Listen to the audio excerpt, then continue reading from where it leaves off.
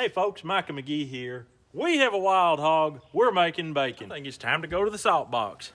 All right, we are in the salt box room. We have our bacons here, jaw bacon here. I happened to get another chunk. This ain't really a jaw, but we're just gonna trim this stuff up, get it sort of uniform, and we're gonna salt it. That's as simple as it gets. We're gonna throw it in the salt. We're gonna cover it up. We're gonna leave it not 3 days like we did Wilbur's. Wilbur's was thicker than this guy put together. This would have been half of Wilbur's bacon. His bacon's just that thick, just one side. So we left it 3 days. This bacon here is literally less than an inch thick. We're gonna leave it for 1 day, maybe 20, probably less than 24 hours. A lot of you guys out there don't do bacons because you've never done them, and when you look it up on YouTube or whatever, all right, we know you're there. When you look it up on YouTube, you see all this crazy recipes that are hard to follow and whatnot. Do it my way if you want to do it the easy way. We just throw it right in the salt.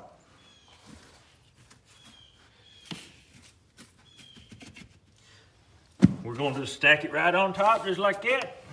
Cover it right up. We're going to just cover them up. Cover them babies up. All right, I will see you in about 22, 23 hours. Was that not the quickest 22 hours you've ever experienced? It's time. This is the next day. We're gonna pull our jaws and our bacons out. We're gonna wash them right here. All right. They've been salting good and long. When they cure, they turn kind of a pinkish red color. I'm not gonna wash them just extremely thoroughly. I do want them to stay a little salty. Let me get this other bacon out.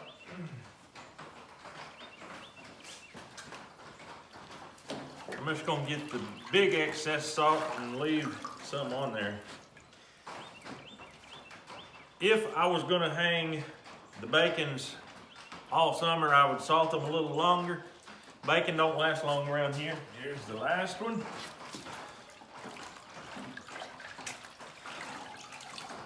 All right. Let's go to the smokehouse.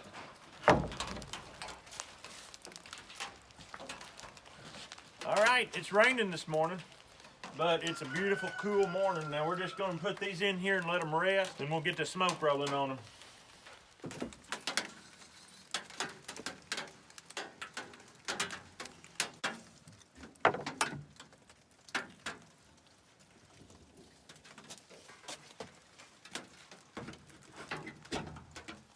All right, we're gonna let this hang and drip dry and rest for about 4 or 5 hours, and we'll see you at the stove.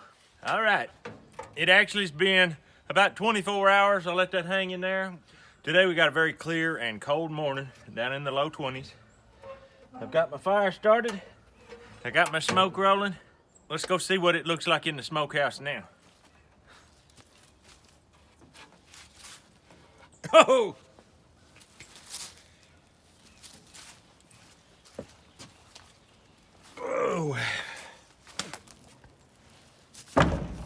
I checked the bacons. They're not frozen. They still feel just fine. I think they're in perfect shape for smoke. We're gonna let this smoke for about 2 or 3 days. We'll see what it looks like.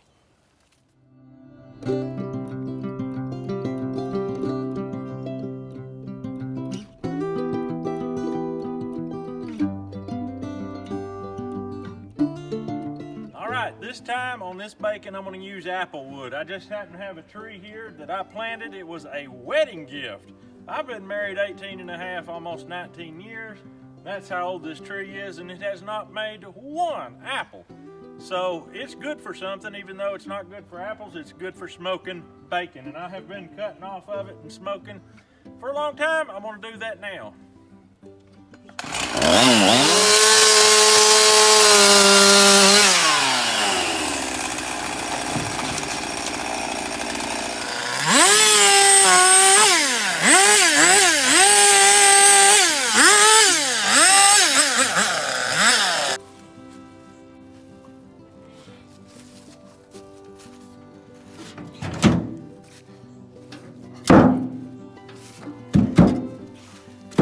Perfect. All right, we got our fire started. We got a good base of coals in there. Now I'm just gonna take this Applewood This stuff is green as a gourd. There are green leaves on this tree now. We're talking about the very first week of January. That's pretty strange for Tennessee, and I don't know why, but this thing is always leafed out very early. These leaves are not leaves that sprouted right now. Some of them have hung on all winter long. And we're talking about temperatures getting down in the very low teens. I don't understand it, but the wood is very wet, very green. So it's gonna produce a lot of good smoke, and that is what we're after. All right, folks, we smoked it for 2 solid days. It got nice and cool. Let's get in here and get it. All right, this is the one that's hanging right here. I'm gonna take this one in and slice it right now, and we're gonna try it out and see if it's any good. Let's go to the house. All right, it's bigger than our cutting board.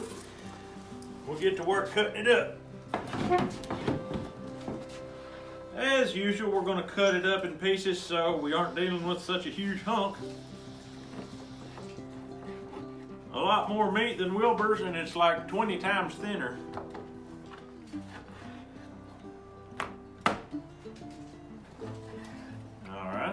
All right, we put these in the freezer for a little bit so that we can slice them, because when they're completely limber, they don't go through the slicer very good. Now these bacons are thin because this pig was not very old. And so we're just gonna get what we get. Probably what I'll do is mix them with the Wilbur bacon. The Wilbur bacon's too fat. And I hear my generator just cranked, so I'm gonna turn this on and try it out right now.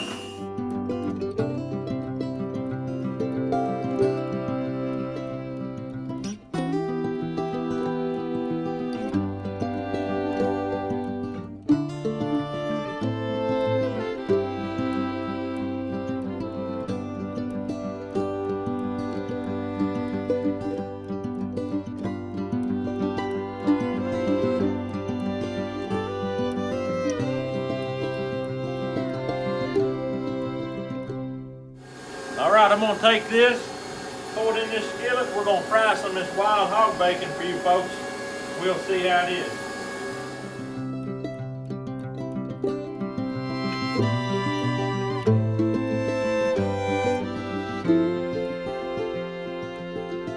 All right, we've got our bacon's done. Now we're gonna slice our hog jaw and see how that turns out.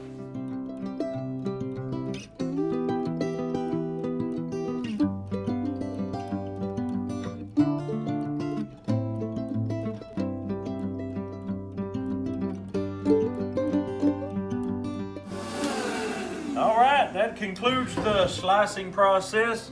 This here's our jaw meat, this is our bacon, and this is bacon. So, Caleb, you want to run out and turn off the generator, buddy? Thank you, sir. All right, we've got it done. Now, we're going to taste test this for you and see how it is.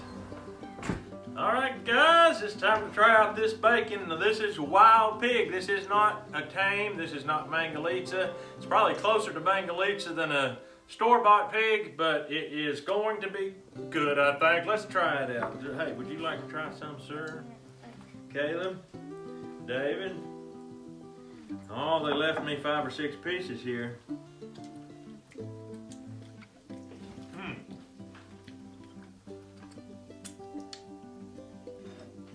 Boy, it's good.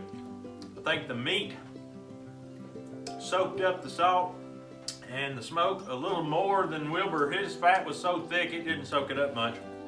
I think it's gonna be really good to mix this wild bacon with Wilbur bacon. I think it's gonna be perfect.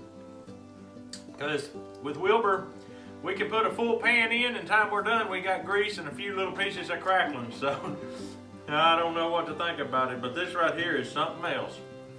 More substantial, I put it that way. What do you think about it? Good. It's got a really good flavor. Applewood smoke. Now, Applewood is good wood to smoke bacon with. This guy just keeps eating. But anyway, we're gonna get busy and start bagging this stuff up. We really hope you appreciated and enjoyed this video. if you kill a wild hog, this is something you can do. We're living in crazy times. If you can preserve some meat to eat over a period of days, weeks, or months, you're ahead of the game and you're actually giving yourself a little bit of food security. So I always try to get people to do that, because it's getting to where if you only have 1 or 2 days of food in your house, you're not very prepared for what could happen. So that's the entire goal of this channel. But that's all we've got for you today. We hope you have a great day. We'll see you on the next video.